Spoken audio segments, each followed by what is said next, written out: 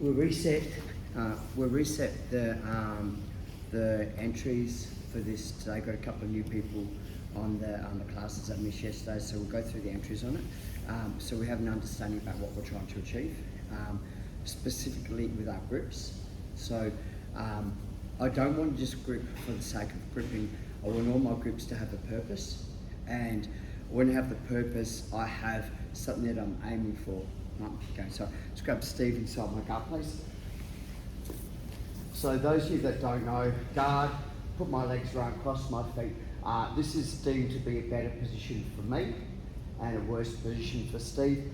For the concept is that I have more attacks and more options. In fact, if Steve does manage to get out of my legs and pass, he gets 3 points, which is the second highest scoring points. There's back mount, back control, and mount. All score 4. Guard passes 3. So it's deemed that I'm in a very good position. One of the things I don't want Steve to do is to stand up to get posture. So one of the easiest ways is to get a double collar grip. And what I'm doing is I'm pulling my elbows out to flare the collar. What this does puts tension onto the back of Steve's neck, and if I pull my knees forward, it gives me the options to hold my partner down. The downfall with the double collar grip or the double lapel grip is that Steve can now put both hands into my biceps, push him down, and he can now stop, and now he can go to guard pass control. Option 2, to stop him from grabbing my biceps, I can hold the sleeves. The issue is I've got no way of stopping him from standing up because he can just push down and stand up. Okay. So we have what we call like a mid-range, and this is the most common grip you're going to get, which is the collar and the sleeve. Because it kind of denies the ability for him to stand up. I kind of know which way he's going to pass the guard because he's only got one hand free.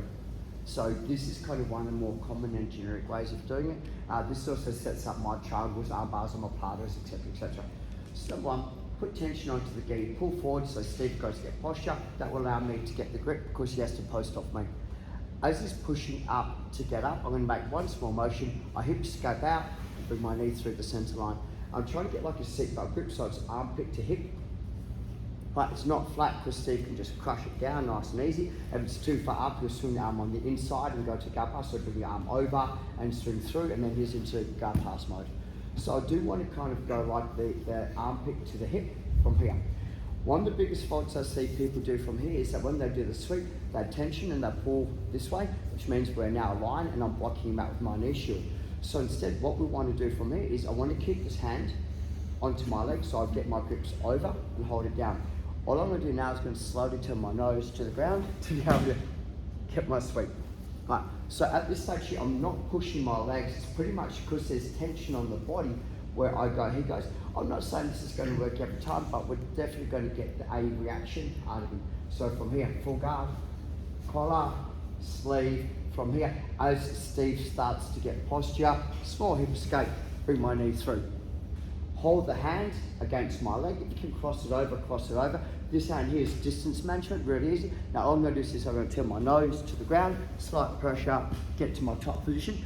My hand stays inside the collar, nice and tight from here.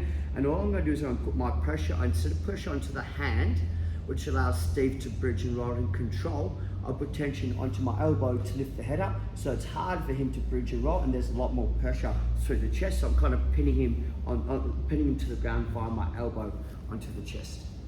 Is everyone okay to start with that? Pablo? Yeah, you know the best thing that can happen is you fail and you go again. That's how we all started. 1, 2, 3. Okay, we're going to go 2 minutes, and I'll swap partners over. Guys. So one of the details, you know your rush guards on the inside out? Is it? Or is this new style that everyone's going for? No. I haven't worked out how to work out which way in and out is. You haven't worked out? No. The tag and all that? Yeah. This one you haven't been able to see which way to... This is a really tag somewhere. I don't know. I'll have to find out. You know what? I'll put a pin in the back of it. No, Yeah? No? A staple? Oh. So got my grips from here. What I'm seeing is the movement, and so as I'm going to get my knee through, right, if my hips stay linear and I move, Ian's going to have the inside position, which is going to make it very hard to get my knee through into the space. So what I'm doing is I'm shuffling 45 degrees out to get my knee through. So what I'm doing is, see how his hand's onto my hip? So if I go 45 degrees out, it takes the elbow away, and that gives me space to bring my knee through. Secondly, this is now even easier to get the sweep because I've got a lot more ability to roll them over. So the small detail that I want to add in, which everyone's got their mechanics right, there's nothing wrong with the mechanics, we're just going to application now, is so full guard, as Ian's tension with his right hand, foot goes down onto the ground, so place your foot on the ground, 45 degrees out, bring my knee through and turn. It's pretty much a nice, easy mechanic. Once again, is with the hand, I want him to push the hand in to tip him because I don't want him to be able to post. Now, at high level, they'll also post on their elbow. Right, so they'll have the ability to post on their elbow. Right, so it's better if I can push the hand under so the elbow goes all the way through. You won't get it under your leg, but you're going to take away the ability for them to post on their elbow as well. Okay, change partners, same drill, 1, 2, 3. This is your first flow, and it's pretty dynamic. It's something that you should have in your repertoire and arsenal.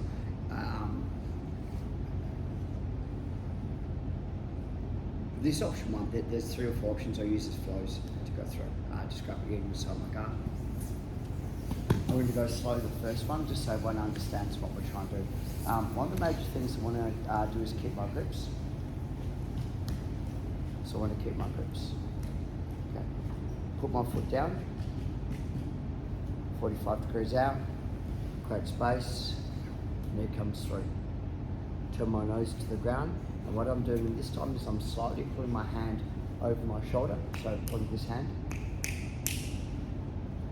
Turn, lift the arm up, fold the arm, step, hit the arm bar. So it's a really nice flow from the sweep straight to your arm bar. There's very, very minimal chance of them escaping because it's all done in transitions, not like I'm going to mount and then stop and they go, I'm going in an arm bar. 9 out of 10 times they're going to be trying to resist the sweep by pushing me backwards. So they'll generally give me the arm. The hardest part, I'll stop mid-range to show you guys the hardest part, which is your transition to the armbar, because a lot of people get their legs caught and they can't transition smoothly. So the grips, once again, take my left foot out, turn, my elbow has to come in because I can't have, if it's out, I can't turn over. So my elbow comes in, knee goes through, boom, from here. The hardest part is here, like that. So your knee's not on the ground, punch the hand, and I'm heavy. Right, so I'm kind of like the S mount. The issue is my hips are quite a fair way away from his armpit, so I bring my foot in to hug, and as I step, I'm holding the collar, and that's what enables me to come into the position. The beautiful thing about it is I do have the armbar. If Ian recognises it and pulls his arm out, my hand goes to the collar, and I simply finish with my collar choke. So this is why I need these grips. I can't let go of the grips. Right, so it's a really nice mechanic to be able to go, like, you know, the arm bar is really good. If Ian does recover, right, with the choke, it's simply a slap on the back. What I'm trying to do is go behind the shoulder blades, and I just bring my elbow together. So I'm not pulling in, it's elbow together. So they'll generally go, man, I'm in a choke, they'll defend the choke, they can't use that hand, so as they use the other hand, boom, switch, and you've got, you know, like you can make this flow armbar choke. You can actually make this a really high-end combination if you want to roll this together. I've never met anyone rolling that I have to go to the third armbar in a real wrestle. You know what I mean? Like, it would be more that I'm playing around. Normally I will get the armbar, that's the highest percentage one. If not, I always get the choke. I've never ever had to go through, except for with my wife, because she's amazing. She's here. Oh, is she here? Oh, wow.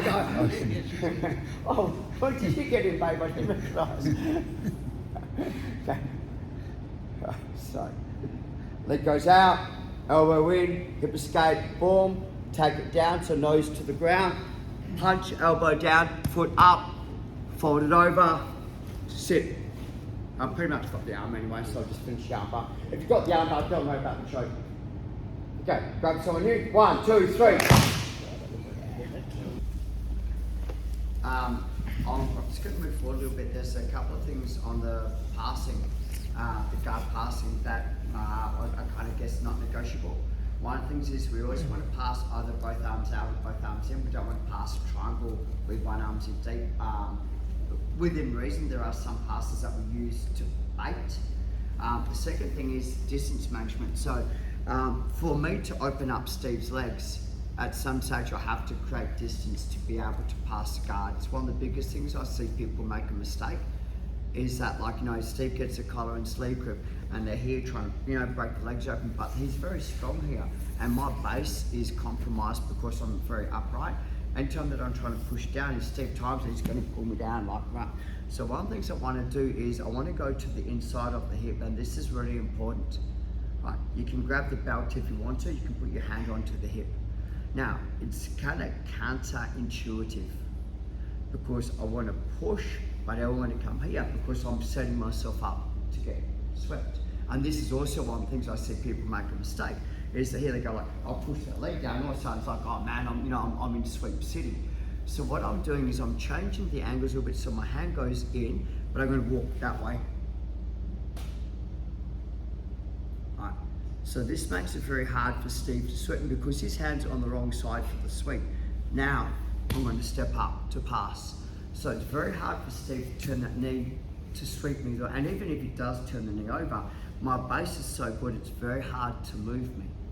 So one of the small mechanics on the guard pass that I see people misunderstand is here, leg slides out, knee goes into the butt, creates space, and I kill the leg. There's no point pushing the leg down. I'll push it forward to create the space. This is a far better pass position for me.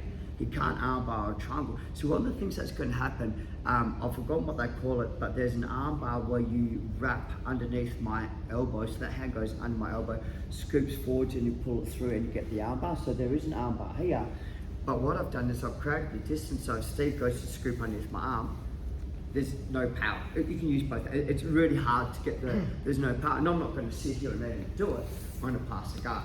So from here, full guard, Steve gets his grip somewhere, you've got one hand to use, hand goes on the hip. On that side, slide backwards, knee in the butt, step up, push the leg forward.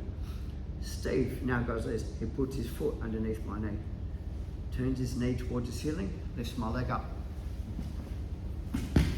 Takes a sweep. So now using is pretty much putting me onto one balance point, my foot, one foot, and sweeping me over. I'm doing all the work to get to the pass position, but there's always a chink in the armour. There's always, like, you know, if there was one pass that everyone could use that was like unbreakable, everyone would just use that pass. But everything has to have a chink in the armour. Like every action has a possibility of an equal reaction. So the downfall on this one is that the space I've created that's usable is here. He just has to work out how to get there. And you know, even if I'm going to push that leg down, he goes, oh my leg, and it's here.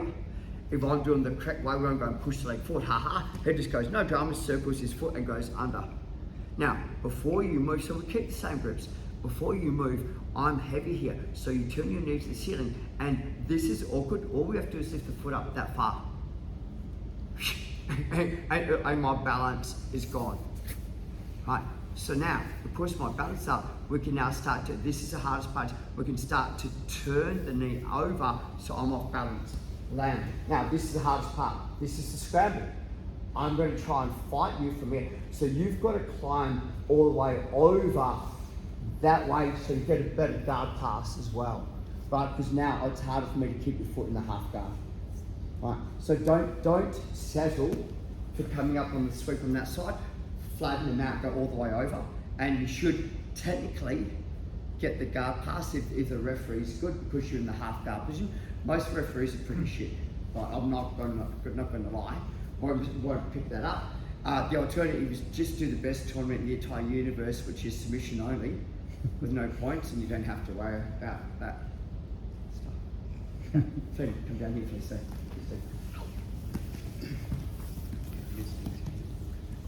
What? SGT? Did someone? Wow, that sounds like a great name for an event. Okay, so Flint's got collar and sleeve. Okay, so high level, I'm going to be more here. Like I'm like my elbows on the inside, but I've got the inside here. So this is more like a low level. There's no way I'm going to pass the guard up here and go, hey man, triangle, I'm a platter wrestle. So even if I'm playing high end here and high end here, it's still that. Now, it's still the same. And I'm going to put like, no way. And he just goes, well, oh man, this is that. Come all the way over, got the guard pass. I'm like, man, this is bad. And it just kind of goes downhill really rapidly from there. So even if you're low level passing, we still use the same mechanic. Is everyone okay to practice this? Get someone round back your own size, guys. 1, 2, 3.